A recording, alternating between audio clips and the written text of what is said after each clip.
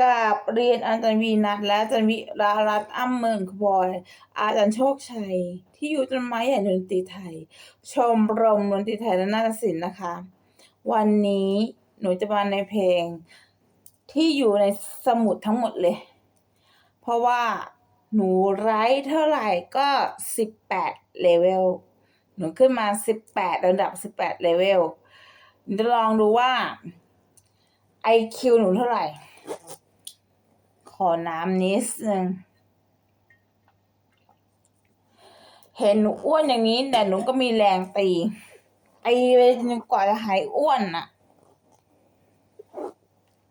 มาอาจารย์มาคางคกขอบสระค่ะ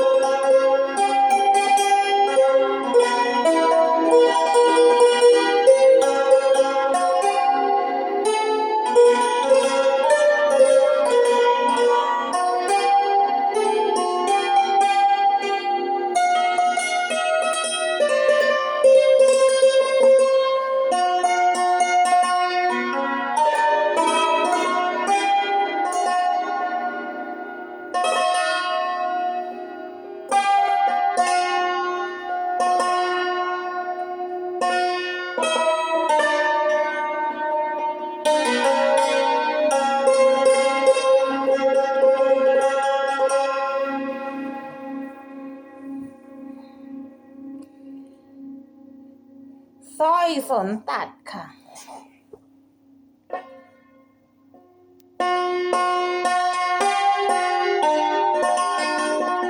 อันนี้ดีกว่าเราไม่ปิงมันออกซอนเหมือนกันอาจารย์ออกซอนเหมือนกัน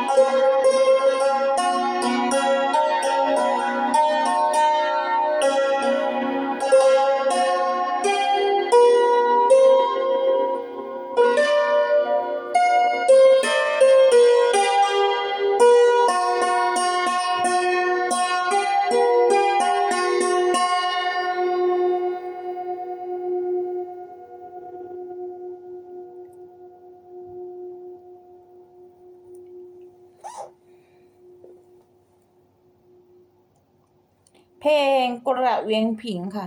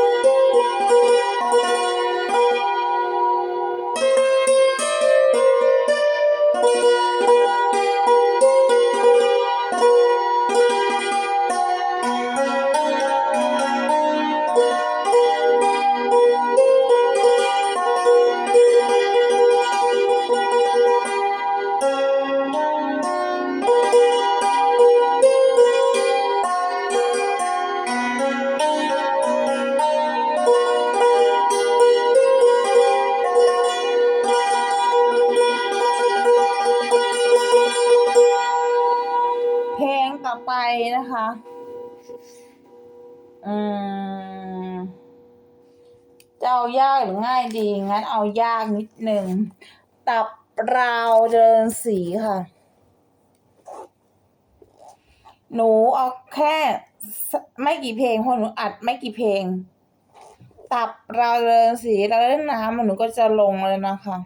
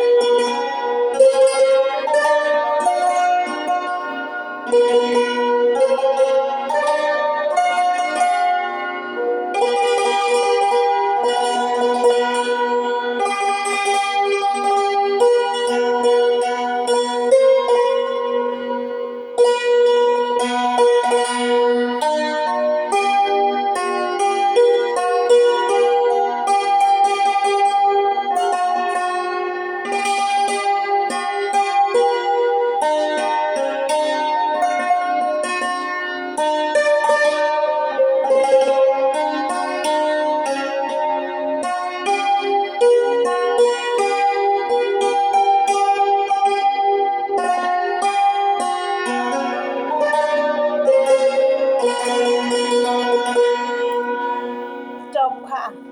ขอขอบคุณทุกท่าน ไม่ว่าจะเป็นอาจารย์วีนัทไม่ว่าจะเป็นอาจารย์วีระเมืองครูบอยอาจารย์โชคชัยอาจารย์ที่ปรึกษาอาจารย์ผู้สอนขอบคุณค่ะ แล้วก็มหาวิทยาลัยวิทยาศรีปทุมชมรมดนตรีไทยของมหาวิทยาลัย และมหาวิทยาลัยนอกกรุงเทพปริญญาโทมหาบัณฑิตนะคะ ขอบมากค่ะ สวัสดีค่ะชมสารพรหมสุขค่ะ